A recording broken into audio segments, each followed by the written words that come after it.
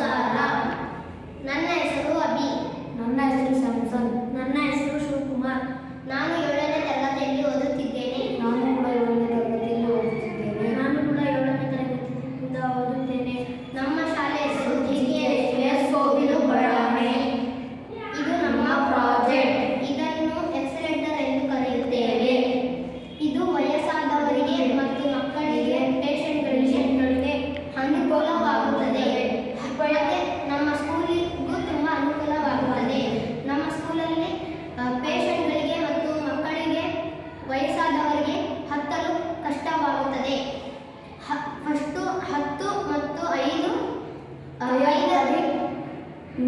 ಚಲಿಸುತ್ತಲ್ಲ ಅಂತ ಚೆಕ್ ಮಾಡುತ್ತೇವೆ. ಆಮೇಲೆ ನಾವು 50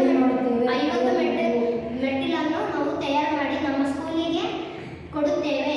ಇದನ್ನು ನೆಕ್ಸ್ಟ್ ಟೈಮ್ ನಾವು ಮೋಟಾರ್ ಮತ್ತು ಬ್ಯಾಟರಿ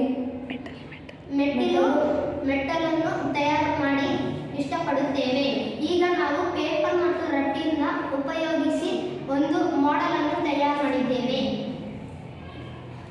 ಇದು ಈ ತರ ಚಲಿಸುತ್ತದೆ.